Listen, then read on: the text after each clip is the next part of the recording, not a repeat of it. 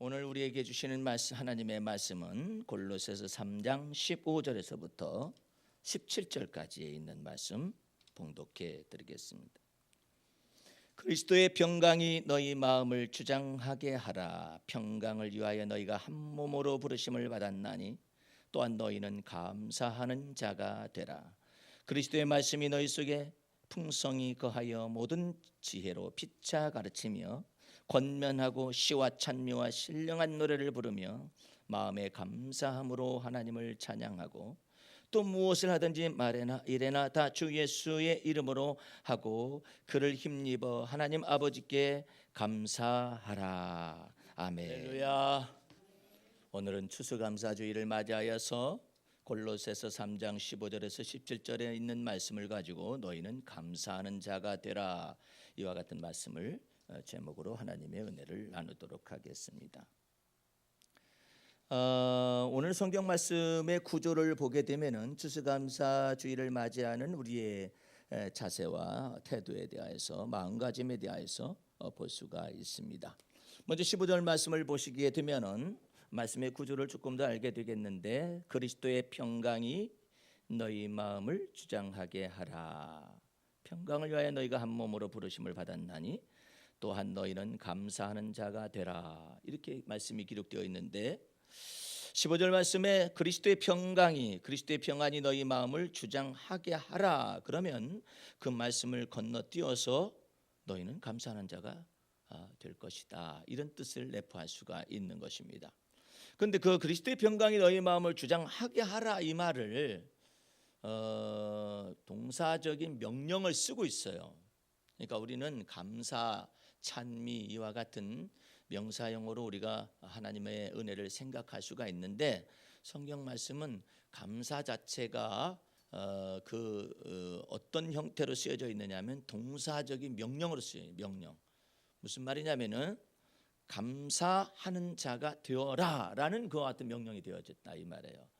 그 말은 무슨 뜻이냐면은 너희는 어떤 형편에서든지 감사하는 자가 되라, 이런 것을 의미하는 것이죠. 어떻게 할 때 그게 가능하느냐? 그리스도의 평안이 너희 마음을 주장하게 하거라. 그러니까 이 동사적인 이 명령에 대해서 우리는 좀 낯설어요. 그래서 감사 이와 같은 내용으로 얘기를 합니다만, 그게 아니라 그리스도의 평안이 너희 마음을 주장하게 하는 것이 그리스도인의 표지라 이 말이에요. 이건 뭘 의미하느냐면, 어떠한 형편에서든지 형편과 사정이 좋건 나쁘건 간에 상관없이 그리스도의 평강이 너희 마음을 주장하게 하는 것이 곧 하나님 앞에 범사에 감사하는 자가 되어줄 수 있는 데까지 나아갈 수 있는 역할을 만든다라는 거예요. 그러니까 그리스도의 평안이 너희 마음속에 있기를 원한다, 이렇게 말하는 것보다도 더 강력해요. 그리스도의 평안이 너희 마음을 아예 주장하게 해야만 한다 이 말이에요. 그 그리스도의 평안이 우리 마음을 주장하게 한다는 말이 무슨 말이에요? 어떠한 형편에 있었든지 그리스도의 평안 가운데서 그 문제를 해석하라 이 말이에요. 지금 형편과 사정이 좋지 않습니까? 좋지 않다 할지라도 그리스도의 평안 가운데서 그것을 해석할 수 있어야 해요. 그 그리스도의 평안 가운데서 그것을 해석하게 될 때, 그리스도는 여러분과 나를 위하여, 우리가 아직 죄인 되었을 때 그리스도께서 십자가에서 우리를 위하여 십자가에 죽으사 하나님이 우리를 사랑하시는 사랑을 확증하셨잖아요. 그래서 그리스도의 피값으로 여러분을 사셨기 때문에 하나님께서 자기 아들을 내어주기까지 우리를 사랑하셨는데, 누가 우리를 송사할 것이며 누가 우리를 대적할 것이며 누가 우리를 하나님의 사랑에서, 그리스도 예수 안에 있는 하나님의 사랑에서 끊을 수가 있겠느냐라는 그런 의미가 그리스도의 평안의 의미예요. 그러므로 우리 속에 닥쳐진 근심과 염려는 어떤 형태로 발전되느냐 하면은 이 그리스도의 평안이 우리 마음을 주장하게 함으로 말미암아서 이제는 그리스도의 평강이 우리 마음을 주장하게 될 때에 이제 하나님의 내 모든 근심은 하나님의 뜻대로 하는 근심 속에서 해석이 되어질 수 있다 이 말이에요. 그래서 그것을 하나님의 뜻 안에서 해석을 해야지, 그렇지 못하게 되면은 여러분과 나는 너무나 많은 고통의 멍에를 내 스스로가 짊어지게 되는 것이죠. 그래서 그리스도의 평강이 너희 마음을 주장하게 하라는 것은 여러분의 기분과 여러분의 감정과 여러분의 생각을 전체를 전부 다 그리스도의 평안 가운데서 해석해낼 수 있어야 해요. 지금 형편이 좋지 않고 지금 가난하고 지금 궁핍하다 할지라도 그걸 그리스도의 평강 가운데서 해석할 수 있어야 해요. 그 해석하는 능력을 가져야만 합니다. 그리스도의 평강이 너희 마음을 주장하게 하라. 어떤 사람은 삶이 지금 요즘은 너무나 불경기가 지속되고 있잖아요. 지금은 어떤 경제학자들에 의하면은 IMF 때보다 더 이와 같은 경제적인 사정과 구조가 경제적인 구조가 좋지 않다 이렇게 표현을 하고 있거든요. 그런데 이와 같은 것 속에서 모든 사람이 불황 모든 사람이 다 기근 이와 같이 말을 던지고 있어요. 이와 같은 것 가운데 우리는 어떻게 말해야 하느냐 이 말이에요. 예? 그것을 우리는 지난 시간에도 지난 주일에도 다윗의 이와 같은 영성 깊은 말을 통하여서 배웠습니다. 나는 가난하고 궁핍하여도 주 여호와는 광대하시오니 주님 나를 건지시는 자요 주님은 나의 도움이 되시나이다.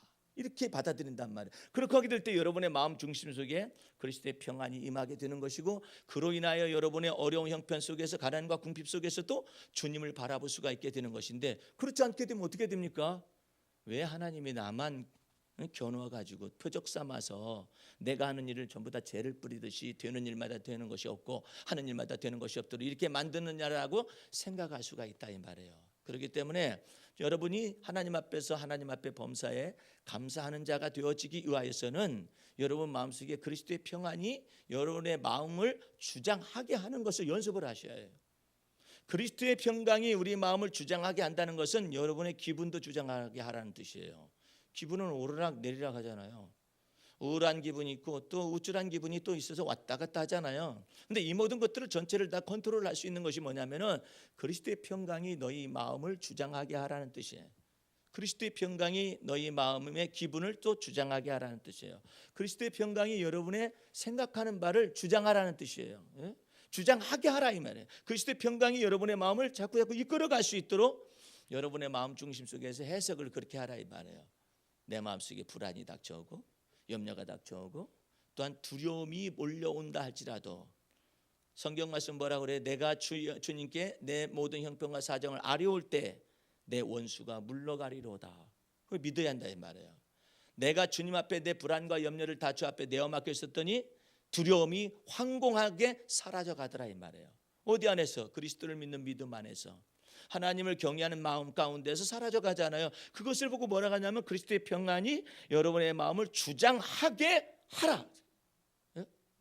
기분이 네 멋대로 떨어졌다 나 올라갔다 내려갔다 이렇게 하도록 할 것이 아니라 이 모든 것을 그리스도의 평강 가운데서 하나님의 은혜가 너에게 은혜 되도록 만들었다는 것을 마음속에 믿고 우쭐할 일도 아니고 그 다음에 또 억지 겸손할 일도 아니고 우울할 일도 아니고 전체가 다 여러분과 내 생각과 그 기분까지도 그리스도의 평강이 주장하게 하라 이 말이에요. 계속해서 여러분의 이걸 연습을 해요. 그리스도의 평강이 여러분의 마음과 생각을 주장하게 하라. 주장하게 하라. 계속해서 다스리게 하라. 이 뜻이거든요. 그래서 그 그리스도의 평강이 여러분과 내 마음을 주장하게 하면 저절로 뭐가 되느냐면 감사하는 자가 되어질 수가 있다 이 말이에요.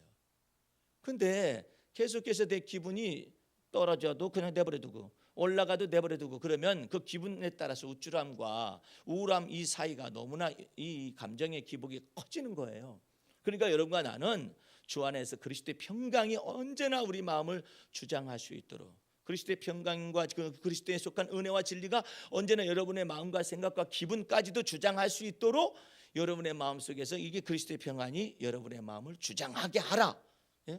마음의 무엇을 생각을, 마음의 무엇을 기분을, 마음의 무엇을 감정을, 마음의 무엇을 마음의 뜻을 그리스도의 평안이 여러분의 마음을 주장하게 하라고 성경 속에서 주장하시는 바가 이거란 말이에요. 두 번째로 우리가 알아야 할 것은 너희는 감사하는 자가 되라 그랬는데 성경적으로 이거 살펴보게 되면은 데살로니가전서 5장 18절 말씀에는 범사에 감사하라고 그래요. In Jesus Christ, 그리스도 예수 안에서 범사에 감사하라고 그래요. 전체가 다 그리스도 예수 안에서 그리스도의 평안이 너희 마음을 주장하게 하라 하는 것처럼 그리스도 예수 안에서 범사에 감사하라는 하나님께 감사하라는 거죠. 그러니까 여러분들이 생각할 때 나는 감사할 조건이 없는데 뭘 감사하라고 하는가 이렇게 생각하면은 이게 지금 어리석은 거예요. 그게 아니라 그리스도 예수 안에서 하나님께 감사하라는 거예요. 예? 하나님께 감사하라는 얘기지. 여러분이 언제나 감사한 마음이다. 지금 할 것이 없는데 왜 나보고 감사하라 하느냐 이 뜻이 아니라 여러분 속에 감사할 조건이 있어서 감사하는 게 아니에요. 이것은 그리스도 예수 안에서 하나님께 감사하라는 거예요. 뭘 의미하는 것이죠? 어떤 형편에 있어서든지 하나님께 감사하라는 뜻이라고. 그런데 우리는 생각이 이상하게 바뀌는 거예요. 항상 주 안에서 항상 기뻐하라. 마찬가지예요. 주 안에서 항상 기뻐하라는 것은 여러분의 기분이 언제나 들떠가지고 있으라는 뜻이 아니라니까요. 그리스도 예수 안에서 항상 하나님을 기뻐하라는 뜻이에요. 무엇을 따라서 어떤 형편에 있어서든지 하나님을 기뻐하라, 이것은 할 수가 있잖아요. 그런데 우리 마음속에서는 이 부분이 혼돈이 있어요. 머릿속에 혼돈이 있어가지고 나는 항상 기뻐야 해. 그건 조증이라고 그래요. 항상 기쁜 사람은 기분이 항상 기쁜 사람은 조증이라고 그래요. 그 사람은 조증 있는가 하면 우울증이 있어요. 이 조증과 우울증이 너무나 간격이 크게 되면은 나중에는 우울증이 걸리게 되거든요. 조증이 있었을 때는 하늘을 날아가는 것 같아요. 조증이 됐었을 때는 무슨 일이 다 될 것 같아. 모든 것이 다 긍정적이에요.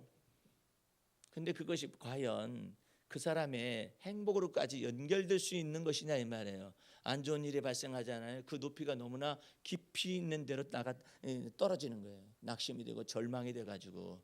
그러니까 이와 같은 기분을, 이 조증이라는 이것을 여러분의 기분에다가 항상 기뻐하라는 그것의 진리를 갖다 세우는 게 아니에요. 어떠한 형편에 있어서든지 하나님을 항상 기뻐하라 이 말이에요. 하나님을 항상 기뻐하거라. 좋은 일이 있을 때도 항상 하나님을 기뻐하고, 좋지 않은 일이 있을 때도 항상 하나님을 기뻐하고, 예?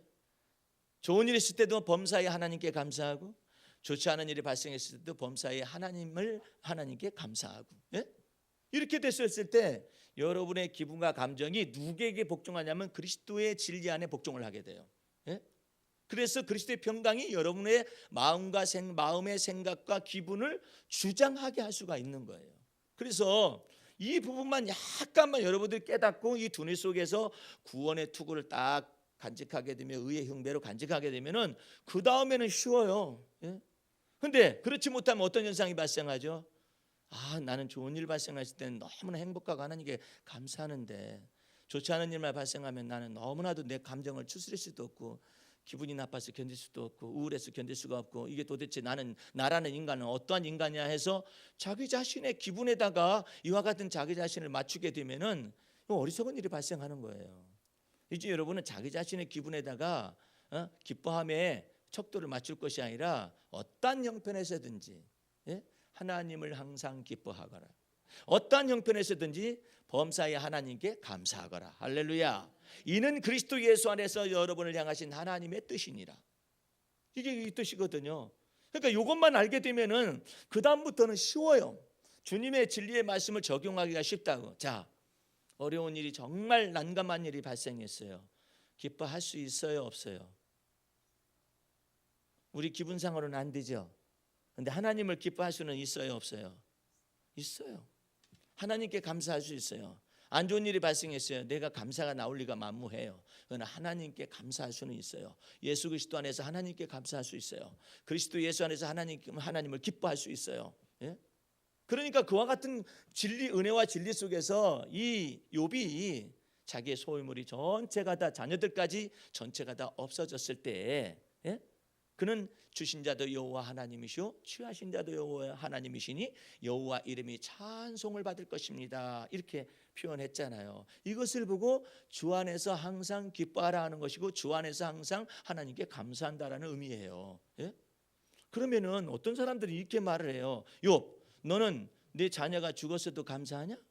어찌 사람이 그럴 수가 있느냐? 이렇게 말을 한다. 그것은 전부 다 사람이 감사한 마음을 갖다 기준으로 지금 판단하고 있는 거거든요. 그게 아니잖아요. 주신 자도 여호와시오며 취하신 자도 여호와시오니 여호와 이름이 찬송과 감사를 받으시기에 합당하다 이 말이에요. 하나님께 감사하고 하나님을 기뻐한다는 그런 뜻이지, 마음 중심 속에서 이와 같은 말씀을 이해하지 못하는 사람들은 묻는 것도 이해하지 못해요. 그래서 여러분과 내가 그리스도의 진리 안에서 그리스도의 평강이 여러분의 마음을 주장하게 하라. 항상 그리스도의 평강은요, 그가 아직 우리가 연약하였을 때 십자가에 죽으신 것이며, 그가 우리가 죄인 되었을 때 십자가에 죽으신 하나님의 사랑이잖아요. 그 사랑 가운데서 평안하라 이거예요. 그 안에서 주님께서 여러분과 나에게 주의 날개 그늘 아래 두시는 놀라운 은혜를 나타내십니다. 그 안에서 주님께서 여러분과 나에게 주님의 안전지대를 여러분과 나에게 주실 수가 있는 거예요. 오늘 추수감사절을 맞이해서 제가 기도시를 썼는데 잠깐 보시기 바랍니다. 추수감사절의 찬미. 추수감사절은 고통의 멍에를 꺾는 날이려니 오순절 성령의 기름 부으심으로 하나님 보좌에서 응답하리로다. 왜 고통의 멍에를 꺾는 것이며 오순절이 추수감사절에 왜 나왔느냐? 이것은 추수감사절이 이것이 예수 그리스도의 십자가의 죽으심을 쫓아서 오순절 지나가지고, 그러니까 50일 되어진 때에 성령께서 강림하셨거든요. 그래서 추수감사절은 십자가에서 예수님이 우리의 고통의 멍에를 꺾어버리는 날을 기념하는 것이요, 또한 오순절 성령의 기름 부으심이 임재하는 날이다 이 말이에요. 대저 여호와는 선하시니 그 인자하심이 영원하고 그 성실하심이 대대에 미치리로다. 여러분들은 이 성경 구절을 굉장히 깊숙이 묵상하고 여러분의 것으로 만들 필요성이 있어요. 대저 여호와는 선하시니, 이게 무슨 뜻이냐면 주님 저에게 좋지 않은 일이 발생했다 하지라도 나는 주님은 선하신 하나님이신 걸 믿습니다라는 뜻이에요. 예? 말씀을 제대로 알아야 한다니까. 또 그 인자하심이 영원하고, 주님 제 속에서 너무나도 슬픈 일이 발생했습니다. 그럼에도 불구하고 나는 하나님의 인자하심이 영원하심을 믿습니다라는 뜻이에요. 또 그 성실하심이 대대에 미치리로다. 나는 이리 벤덕 저리 벤덕 이랬다 저랬다 이런 사람이지만 하나님은 그 성실하심이 대대에 미치십니다라고 말하고 있는 거라 이 말이에요.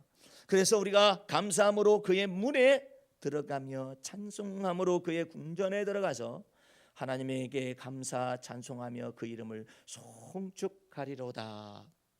출애굽으로 노예 생활이 정산되고 주님 품 안에서 광야의 연단을 지나 젖과 꿀이 흐르는 땅에 들어가미니 광야의 연단을 통과할 때에도 주의 품에 누웠었으며 메마르고 건조한 사막을 지날 때도 그들을 따르는 신령한 반석으로 생수가 흘러나게 하셨도다.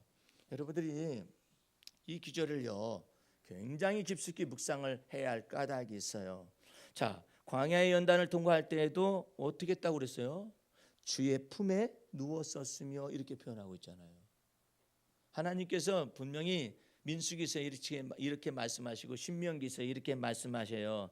너희가 광야의 40년 연단 세월을 지나갈 동안 너희 발이 부르텄었느냐 물어요. 너희 의복이 헤어졌었느냐 물어요. 너희가 먹을 것이 없었느냐 물어요. 네?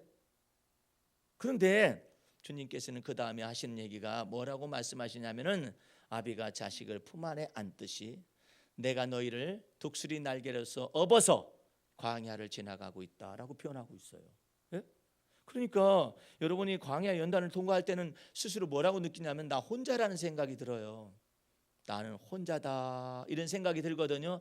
그것이 마귀가 여러분을 갖다가 홀로 두게 하여 가지고 범죄하게 만들려고 하는 것이거든요. 그런데 그때도 여러분들 이 생각을 해보세요. 광야의 연단을 통과할 때에도 주의 품에 눕게 하였었으며 메마르고 건조한 사막을 지날 때에도 그들을 따르는 신령한 반석으로 생수가 흘러나게 하셨도다. 이렇게 마음속에 믿어야 해요. 아, 나는 메마르고 건조한 이 삶에서 언제나 벗어날고 나는 죽을 수도 있겠다라는 생각이 든다 하지라도 이제 여러분들 그것이 사단이가 가져다 주는 생각인 것으로 깨달아서 거꾸로 생각해. 지금 주님 제 삶이 메마르고 건조한 사막을 지나는 것 같다 할지라도 주님은 저를 저 안에 거하시는 신령한 반석을 통하여 생수의 강이 흘러나게 하시는 분이십니다 라고 믿으라 이 말이에요. 우리가 어찌 자유인이 아니겠으며 어찌 광야의 길을 능히 통과치 않겠으며 어찌 주의 기업을 소유한 자가 아니겠느냐. 이 말의 뜻은 이해가 가죠. 자, 첫 번째, 우리가 어찌 자유인이 아니겠으며, 이것은 출애굽한 이스라엘 백성들처럼 우리가 죄의 멍에에서 율법의 저주에서 자유했다라는 뜻이고, 어찌 광야의 길을 능히 통과치 않겠으며 우리 연단과 힘든 고난의 시절을 걸어갈 때에도 능히 주님이 우리를 품 안에 감추시고 주의 날개 그늘 안에 감추시기 때문에 통과한다는 뜻이며, 어찌 주의 그 기업을 소유한 자가 아니겠느냐. 하나님께서 우리를 부르시면 출애굽시킬 뿐만 아니라 광야 연단을 지나갈 뿐만 아니라 마침내 주님의 기업을 소유한 자가 되어지기까지 여러분과 나를 떠나지 아니한다는 뜻입니다. 시절을 쫓아 과실을 맺음 같으며, 이것은 때를 따라 돕는 은혜를 베푸심이며 때마다 일마다 평강 주심이고 범사에 총명을 주심이로다. 사실은 이게 지금요 제가 여러분에게 보내준 글에서 생략된 내용이 있거든요. 근데 정말 성령 충만함은 무엇이며 믿음 충만한 것이 무엇인가, 그 의미를 여기서 설명하고 있거든요. 그것은 어떻게 믿는 거냐면 하나님께서는 시절을 쫓아 과실을 맺은 같이 우리를 돌보신다라고 믿는 겁니다. 하나님께서는 때를 따라 돕는 은혜를 베푸시는 것으로 하나님은 그런 하나님이신 것으로 믿는다는 뜻이에요. 또한 때마다 일마다 평강을 주시더라. 하나님께서 또한 하나님께서 범사에 총명을 주심이로다. 여러분의 두뇌 속에, 여러분의 말 속에 하나님께서 지혜와 총명을 주실 수가 있다라고 믿으라는 뜻입니다. 예. 그 다음에 보시기 바랍니다. 방황하는 세월을 청산케 하시고 정한 곳을 주어 견고케 심으셨나니, 적과 꿀이 흐르는 가나안 땅에다 심었다라는 뜻이죠. 주께서 주신 안식의 삶이 아니겠느냐. 구원의 우물가에서 영생하도록 솟아나는 샘물로 다시는 물을 깊지 않게 하신 주님이 목마른 자들에게 그 뱃속에서 생수의 강이 흘러나게 하심으로 수고하고 무거운 짐을 내려놓게 하시니, 내 안에 거하시는 영광의 소망이신 그리스도를 본받아 안식으로 들어가 하나님의 성품으로 덧입히리로다. 아멘. 오늘 여러분들 주 앞에서 생각하는 바를 조심하세요. 판단하는 바를 조심하세요. 함부로 여러분을 판단하지 마세요. 함부로 나는 어떤 사람이다라고 정죄하지 마세요. 함부로 나는 이래서 나는 안 돼라고 판단하거나 정죄하거나 그럴 이유가 하나도 없어요. 아니, 마귀가 여러분을 정죄하고 마귀가 여러분을 대적하고 이래야지 왜 자기 자신이 자기를 갖다 정죄하죠? 나는 못난이라고 왜 자기 자신이 자기에게 말을 하죠? 전부 다 마귀에게 틈을 주는 거예요. 예? 반대로 주님은 뭐라고 말해요? 그리스도의 평강이 너희 마음을 주장하게 하라. 그러면 어떻게 되느냐? 너희는 감사하는 자가 된다 이 말이에요. 데살로니가전서 5장 18절에는 범사에 감사하라 하겠죠. 골로새서 2장 7절 말씀에는 감사함을 넘치게 하라겠어요. 여기 보세요. 범사에 감사하라 있죠. 그 다음에 감사함을 넘치게 하라 있잖아요. 범사에 감사하라 해서 한 단계 더 업그레이드 합니다. 감사함을 넘치게 하라. 어바운딩, 막 넘치게 하라. 풍성하게, 넘치게 하라. 넘치게 하라고. 그런 다음에는 어디까지 바뀌게 하느냐면요, 유전인자 자체가 바뀌는 거예요. 아예 감사하는 자가 되는 거예요. 다시 보세요. 범사에 하나님께 감사하라 하는 거 기본이죠. 이것도 못해요. 많은 사람, 이 크리스찬들이 아직까지 여기 안 들어온다고. 그 다음에는 감사함을 넘치게 어떻게 넘치게 하느냐? 생각하면 생각할수록 하세요. 방법을 가르쳐 드리죠. 주님, 이거 생각하면 생각할수록 너무나 감사합니다. 아니, 생각하면 생각할수록 감사하다는 것은 중언부언하는 게 아니에요. 하나님, 이거 생각할 때 너무나 감사합니다. 저거 생각할 때 너무나 감사합니다. 생각하면 생각할수록 그것은 정말 감사 찬미를 받으시게 합당한 것입니다라고 말을 하는 거. 자꾸 정말 감사하네요 주님. 생각하면 생각할수록. 어느 날 제가 아침 새벽에 눈을 딱 떴거든요. 새벽에 눈을 딱 떴는데 내 마음속에서 정말 감사하다 이게 나왔어요. 그래서 내가 알았어요. 아하, 내 속에서 유전인자까지 이게 바뀌어져 가는구나. 그걸 알았어요. 일어나자마자 아이고 오늘도 고달프다. 그래 보세요. 자기 영혼이 자기를 향하여서. 그러면 오늘 하루 고달픈 거예요. 그런데 아이고 감사해라. 일어나자마자 생각이 왔어요. 얼마나 감사한 거예요? 감사함으로 시작해서 감사함으로 살고 감사함으로 끝을 맺고 얼마나 놀라운 거예요? 아니, 감사하는 자가 되라는 것은 성품 자체가 다 바뀌는 거예요. 유전인자까지도 바뀌는 거예요. 이 뼛속까지 다 바뀌는 거예요. 감사함을 넘치게 하는 걸 연습을 해야 해요. 예? 아니, 감사할 조건이 없는데 왜 감사하는, 감사할 조건 때문에 감사하는 게 아니라니까요. 하나님께 감사하고 하나님 안에서 그리스도 예수 안에서 감사하고 자꾸 내가 형편과 사정이 어렵다 할지라도 하나님을 높여드릴 수가 있잖아요. 그 하나님을 높여드리는 것을 감사라고 하는 거예요. 그래서 praise하고 thanksgiving이라는 말하는 이것은 같은 말이에요. 하나님을 높여드리는 거예요. 어떻게? 나는 가난하고 궁핍하오나 주 여호와는 광대하십니다. 그건 내가 혼자 한다네. 누가 뭐라고 그래? 나 혼자 한다는데, 그러나 나 혼자 하는 것이 아니라 주님은 아신다 이 말이에요. 네가 다른 사람은 모르지만 네 속에서 뼛속까지 네가 감사하는 자가 되어지기 위해서 너 자신을 아주 유전자까지 전체를 다 바꾸려고 그러는구나. 이거 주님이 아세요. 예? 그러니까 범사에 감사하라 1단계가. 2단계는 감사함을 넘치게 하는 거예요. 감사함을 막 넘치게. 근데 다른 사람들이 있는 데서 감사함을 넘치게 하잖아요. 시기하고 질투해요. 혼자 하라니까. 혼자 생각만 할 수는 너무나 감사하네요. 그러면은 감사함을 넘치게 해가지고 감사하는 자가 되어지는 단계까지 올라가잖아요. 그러면은 분별을 해야 해요. 어떤 사람은 여전히 예수 믿어서 구원 얻고 난 다음에도 구원의 감격 사라진 지 오래됐어요. 그래 계속 불평하고 앉아 있어요. 원망하고 앉아 있어요. 그런 사람 앞에서 감사합니다, 감사합니다 그러면은 정 맞아요. 그때 맞아요. 시기와 질투를 산다고 뭐가 감사할 일이 이렇게 많다고. 난 불평할 일이 많구만. 그러니까 사람 봐가면서 나눌 수 있는 사람에 해당하는 1단계를 나눌 수 있으면 1단계로만 하는 거예요. 감사함을 넘치게 하고 있는데 누가 어떤 사람 또 감사함을 넘치게 하는 사람이야. 서로 나눌 수가 있어요. 아니 감사하는 자가 됐어요. 근데 감사하는 자가 나타나. 그러면 서로 나눌 수가 있어요. 예? 그러니까 여러분들은 아예 주님 앞에서 그리스도의 평강이 여러분의 마음과 생각을 주장하게 해서 괜히 기분 나빠하는 사람 앞에 가가지고 감사합니다, 감사합니다 그래봐 성질나지. 말 조심해. 그런 사람들은 그런 사람들은 아직 그리스도 안에서 어린아이예요. 아직 기분과 감정을 다스릴 줄을 모르는 사람이라고. 어린아이거든.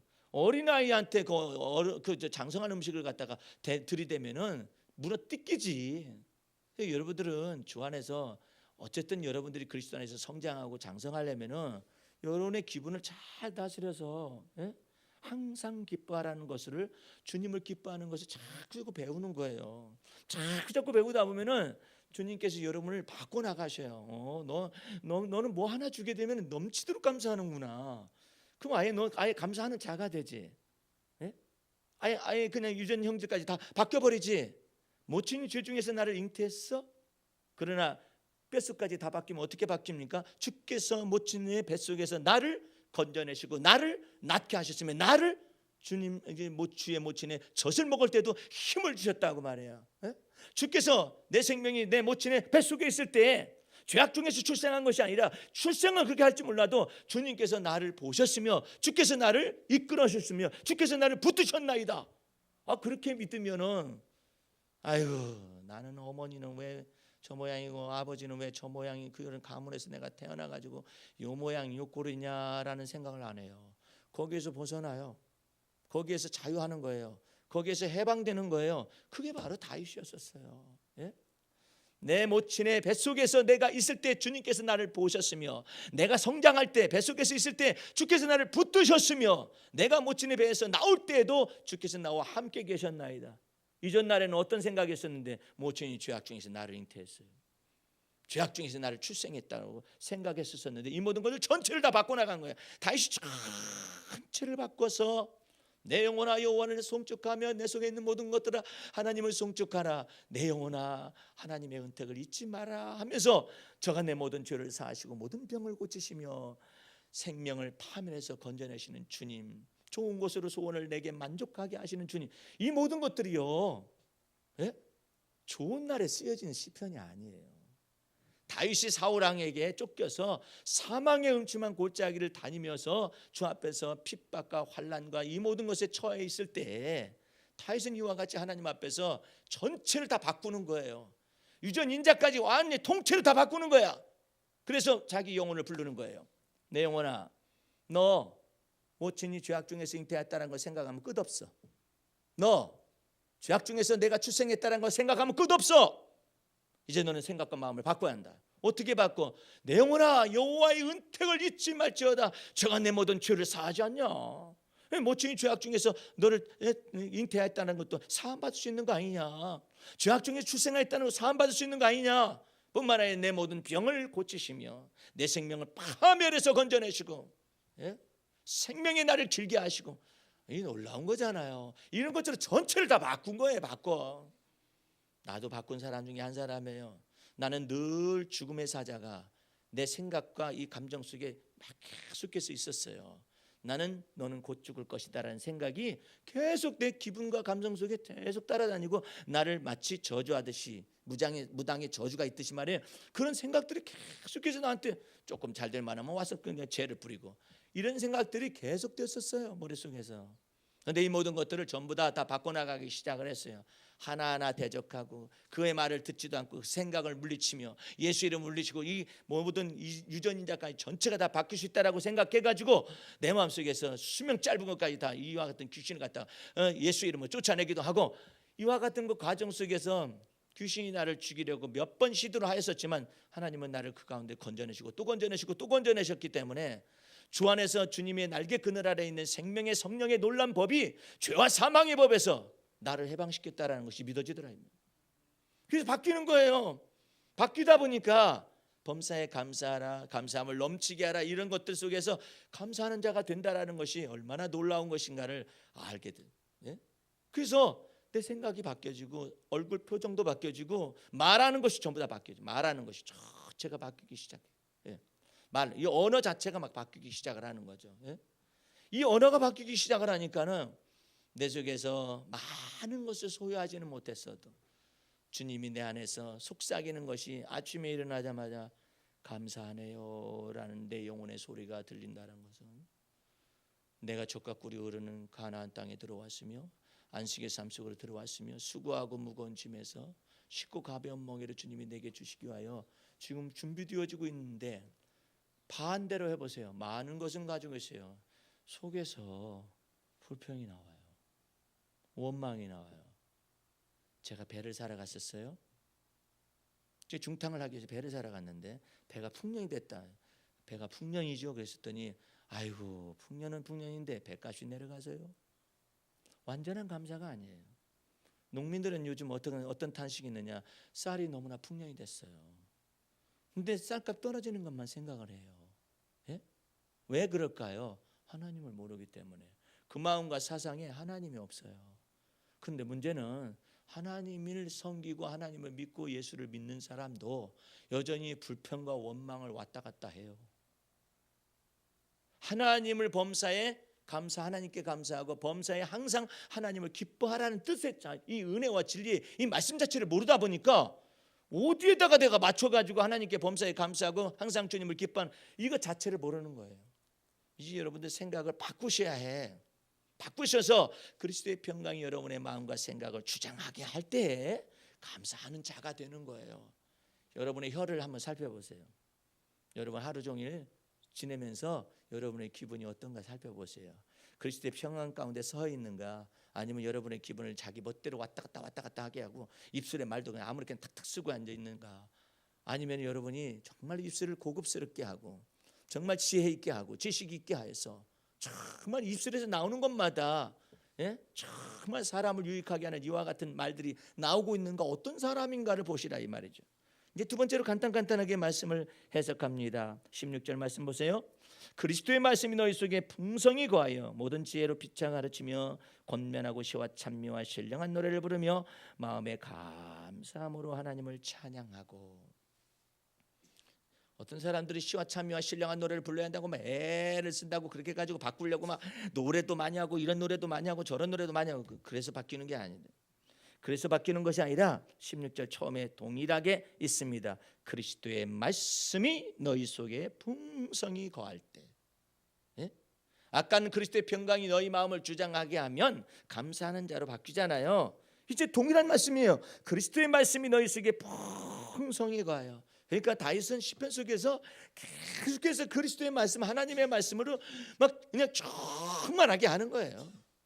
여호와는 나의 반석이시며 여호와는 나의 산성이시며 여호와는 나의 힘이시요 여호와는 나의 구원이요 여호와는 나의 능력이요 여호와는 나의 힘의 반석이시니 여호와는 나를 돕는 자 중에 계시니 내가 누구를 무서워할 것이며 여호와께서 나를 돕는 자 중에서 주의 오른편에서 나를 도와주시니 내가 누구를 두려워하며 어떤 사람을 두려워하겠느냐라고 말을 하잖아요. 그래서 그리스도의 말씀이 너희 속에 풍성히 거하여 여기 사도 바울은요 본래 이런 사람이 아니에요. 풍성히 거한다는 그런 의미 자체를 모르는 사람이에요. 근데 사도 바울이 놀라운 말을 하는 거예요. 그리스도의 말씀이 너희 속에 풍성히 거하여.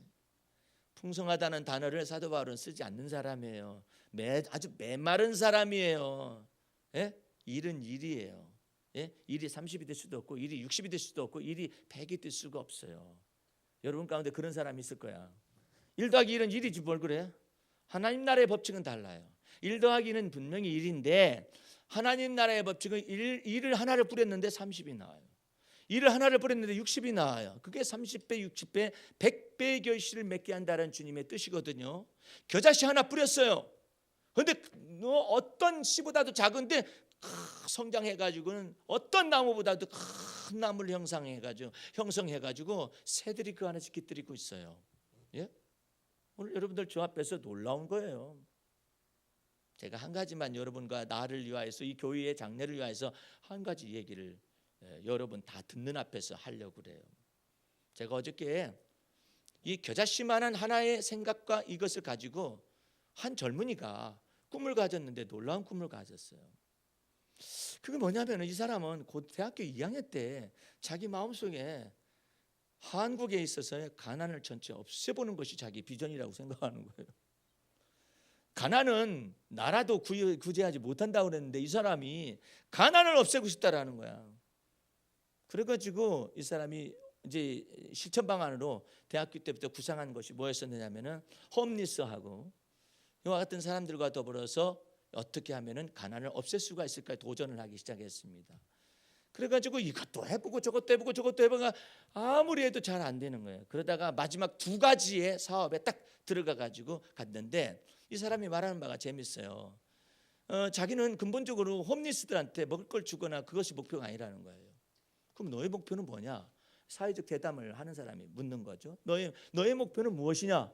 그랬더니 자기 목표는 홈리스라든지 이와 같은 사람들로 하여금 노약자나 병약자들로 하여금 아니면은 장애자들로 하여금 자기 생존할 수 있는 기능과 생존할 수 있는 구조와 생존할 수 있는 비즈니스를 주는 것이 자기가 목표하는 거라는 거예요.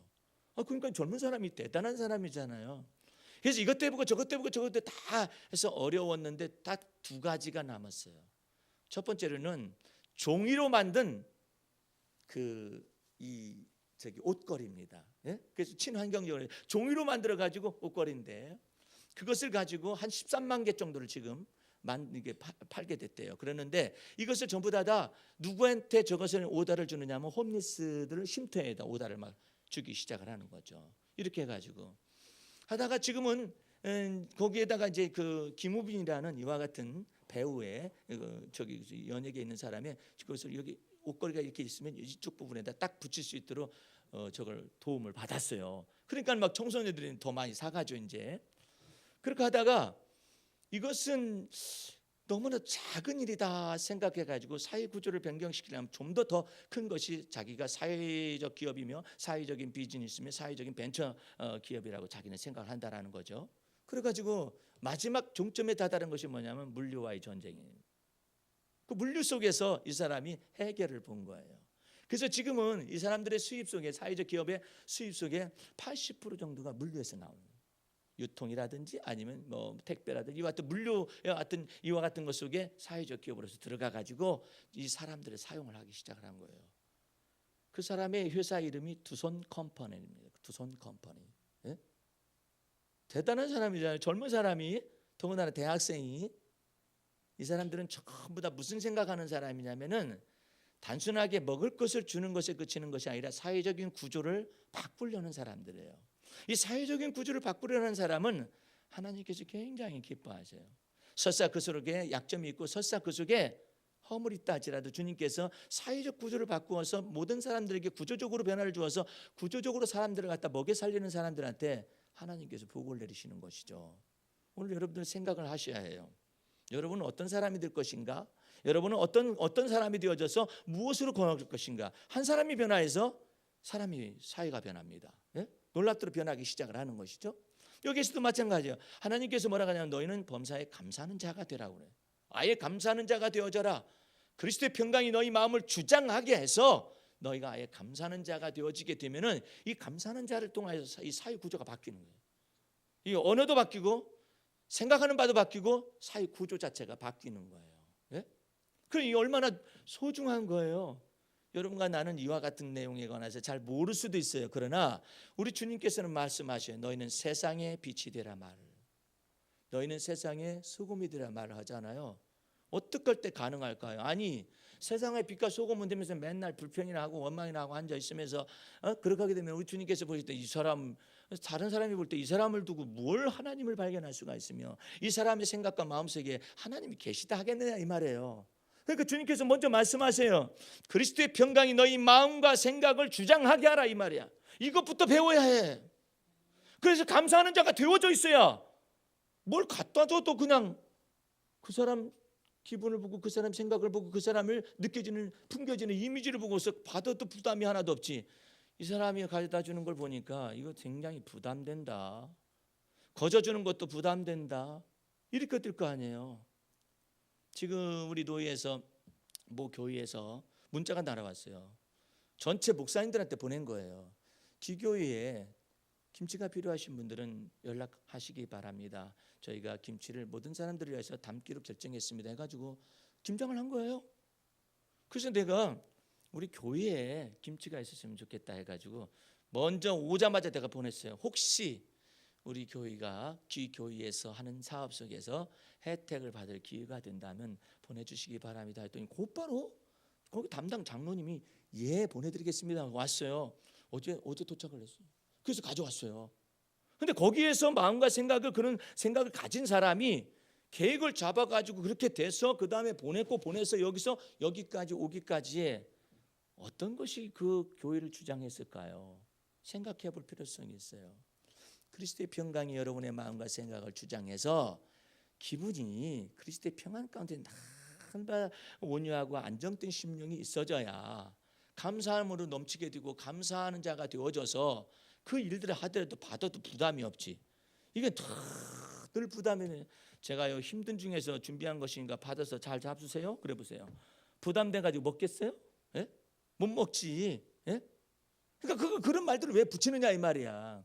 그리스도의 평강이 내 마음을 주장하게 하고 마음과 생각과 기분을 주장하게 해서 범사에 감사하는 자가 되어져 있어버리면은 그냥 주어도 상대방이 받아도 정말 기쁘고 정말 감사하고 감사함이 넘치게 되고 동일하게 그와 같이 발생할 건데 여전히 여기 속에서 헤매가지고 그리스도 안에서 어린아이들이 예? 오늘 추수감사절을 맞이해서 여러분이 뭘 듣기를 원하세요? 이처럼 주님께서 여러분과 내 삶 속에서 아주 획기적인 변화를 원하는데 여러분이 생각할 때는 많은 시간이 걸려야 한다라고 생각할 수 있어요. 그런데 진리의 말씀만 제대로 알기만 하면은 많은 시간이 걸리지 않아도 돼요. 어떻게? 그리스도의 평강이 내 마음을 주장하게 하고 뿐만 아니라 그리스도의 말씀이 와서 이 지식 가운데 확 바꿔줘 버려야 해요. 예를 들어서 내가 율법에 의해 흠이 없으려고 하잖아요. 늘 고민돼요. 내가 완전해야 하는데 완전치 못해서 고민된다고요. 예? 그런데 그리스도 예수 안에서 예수 그리스도 안에서 하나님의 의를 우리에게 주셨어요. 그런데 뭘 율법에 의해 흠이 없으려고 그래. 이미 주셨는데 왜 흠이 없어? 그러니까 감사하지. 예? 내가 죄의 문제 때문에 심각해요. 그런데 죄사함을 우리에게 주셨어요. 그러니까 기뻐하고 찬미하고 감사하는 것이 마땅한 바죠. 그렇게 진리 안에서 생각하면 간단한 걸 지가 혼자 생각하고 앉아있는 거야. 이거 내가 이 문제를 어떻게 해결해야 하느냐. 내가 의로워져야 하는데 내가 완전해져야 하는데 완벽해야 하는데 자기 혼자 고민하고 있기 때문에 이런 어려운 현상들이 발생해요. 그냥 주님께서 주시는 바 범사에 하나님께 감사하고 하나님을 기뻐하며 예? 쉬지 않고 주님을 바라보고 믿고 바라볼 수 있다면 간략하고 쉬운 거 아니에요? 근데 우리가 혼자서 생각 안 되니까 혼자서 생각을 많이 해요. 예? 너무 생각이 골똘하게 많이 하기 때문에 되는 것도 없고 안 되는 것도 없어. 이제 주 앞에서 생각과 마음을 바꿔보세요. 항상 기뻐하라는 것이 가능하겠는가? 예? 범사에 감사하라는 것이 가능하겠는가? 불가능한 것처럼 보이지만은 하나님을 기뻐하고 하나님을 범사에 감사하고 하나님께 감사하고 이것은 가능하단 말이에요. 그것 속에서 우리 고민이 벗어지는 거예요. 벗어지기 때문에 야, 이것을 내가 판단할 일이 아니라 이건 하나님의 은혜로서 그리스도의 평강 가운데서 생각과 마음을 바꿔야겠구나, 판단해야겠구나, 하나님의 은혜 가운데 판단해야겠구나. 그게 사도 바울이에요. 내가 다른 사도보다 많이 수고하였으되 내가 아니다. 만약에 그 다음 말이 없으면 사도 바울은요 자기를 속이는 사람이에요. 내가 아니다라고 말하면서 억지 겸손하고 있는 사람이라고. 근데 그게 아니잖아요. 어떻게 해서 내가 다른 사도보다 수고를 많이 하였으나 내가 아니요 나와 함께 하신 하나님의 은혜로다. 고로 나의 나된 것은 하나님의 은혜로다. 이러니까 그 속에 사도 바울이 아니면 사도 바울이 그처럼 내가 밤에 맞도록 수고해가지고 말이야 낮에도 일하고 그냥 밤에도 일하고 사역하고 이와 같은 것 속에 내가 너희를 만들었노라 하면서 자랑하기 위해서 그런 것은 아니잖아요. 나의 나된 것은 하나님의 은혜다. 이와 같은 것으로 들어가잖아요. 그 전체가 다 뭐예요? 그리스도의 평강이 여러분과 마음과 생각을 주장하게 하는 것을 연습한 거예요. 이것이 경건의 연습이 되면 부담이 얻을 것이 없는데 뼛속 깊숙이 뭐가 있느냐 하면은 나는 죽으라고 고생을 해서 이 인생을 산다라는 것이 이 머릿속에 유전적으로 들어와 있어요. 그러니까 예수님께서는 반대로 말씀하셔요. 수고하고 무거운 짐진 자들아 다 내게로 오너라. 내가 너를 쉬게 하리니 나는 마음이 오냐고 겸손하여서 내 멍에를 메고 내게 배우면 너희 마음이 쉼을 얻을 것이다 라고. 예? 그러니까 여러분과 내 마음속에서 이 머릿속에 이게 끊임없이 있는 거야. 이게 여기 머릿속에 나는 고생문이 훤하다라고 생각하는 거예요. 고생과 수고가 나의 일생의 기업이다라고 생각하는 거예요. 그러니까 평생에 머릿속에서 이것이 떠나지를 않아요. 모든 것이 고생의 관점에서 해석이 돼요. 모든 것이 다 자식 있어요? 자식도 이 고생의 산물이야. 내가 고생하고 수고해야만 하는 산물이야. 그러면 이놈의 자식이 원망스럽다니까. 예? 부모도 원망스러워요. 다 원망스러워요. 부모님이 내 안에 계신 것은 나와 이거 힘이 힘들게 만드는 거야. 그래가지고 부모님도 원망스럽고 자식도 원망스럽고 자기 자신도 원망스럽고 그냥 기쁘고 아무것도 없어요 속에. 차라리 죽어버렸으면 좋겠다. 그러니까 이 모든 것들이 다 여러분 속에서 그리스도의 평강이 여러분의 마음과 생각을 주장하게 하는 것으로부터 이것이 근본적으로 운명이 바뀌는 거예요. 어떻게? 감사하는 자가 되어라.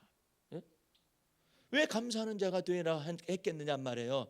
주님께서 여러분의 뇌리 속에서 생각하는 바 속에 고생되어지고 수고를 많이 해야 한다는 이와 같은 저주가 아담과 하와에게 딱 떨어졌었잖아요. 그런데 아담과 하와의 죄의 문제를 예수께서 오셔가지고 마지막 아담 되신 예수님이 다 해결을 하셨잖아요. 그러니까 이제는 여러분들이 적용만 남아있는 거야. 고생과 수고다라고 생각이 들어올 때마다 이것이 하와의 저주, 하와에게 내렸었던 저주, 아담에게 내렸었던 저주였었는데 왜 내가 그것을 갖다 고생과 수고로 생각하느냐 이 말이야. 나의 나된 것은 하나님의 은혜이고 내가 다른 사도보다 수고해도 내가 아니요 하나님의 은혜가 나와 함께 했다라고 믿는 것이고 범사의 주님을 기뻐하는 것이고 범사의 하나님께 감사하면서 나아가게 되면 이거 자체가 바뀌어져 떨어져 나가는 거예요. 이 두뇌 속에서 떨어져 나가야 내 인생 속에서 운명적인 삶이 없어지는 거예요. 예? 여러분과 생각과 마음을 다 바꿔야 해요. 그 바꾸는 것이 무엇이냐? 그리스도의 평강이 여러분의 마음과 생각을 주장하게 하는 것이고 그리스도의 말씀이 여러분 안에 들어오는 거예요. 그 그리스도의 말씀이 여러분 안에 들어와서 여러분의 생각과 마음을 바꿔놓는 거예요. 그럴 때 여러분의 운명 속에서 있었던 모든 것들이 사라져가기 시작해요. 그래서 항상 기뻐하라 하는 것입니다. 범사의 하나님께 감사하라 하는 거예요. 아이고 내가 나이가 이렇게 많이 들었으니까 내년엔 내가 죽어야지 생각하잖아요. 그 운명이 자기 운명을 얘기하는 거거든요. 그런데 반대로 운명을 꺾는 말이 있어요. 내가 살아도 주를 위하여 죽어도 주를 위하여 사나니. 할렐루야. 이게 바뀌는 거야. 이게 바뀌는 거라고. 아이고 그러면은 내년엔 내가 죽어야지 하면 죽을 날만 기다릴 거 아니에요. 죽을 날만 기다리면은 죽을 날만 기다리는 사람의 죽는 언어가 나와요. 예? 꼭 죽어야만 하는 언어가 나온다고. 이 생각을 전체를 다 바꿔야 해. 나의 마음의 묵상과 입술의 모든 말이 주 앞에 연락되기 때문에 이 생각과 마음을 이거 완전히 바꿔야 해. 이 입술을 바꿔야 해요. 주님의 지혜와 주님의 지식으로 여러분의 입술을 넘치게 하시고 여러분의 혀끝에 주님의 말씀을 담으시길 바랍니다. 그래서 행복을 창조하는 여러분과 내가 되어지기를 주의 이름으로 축원합니다. 기도하겠습니다. 우리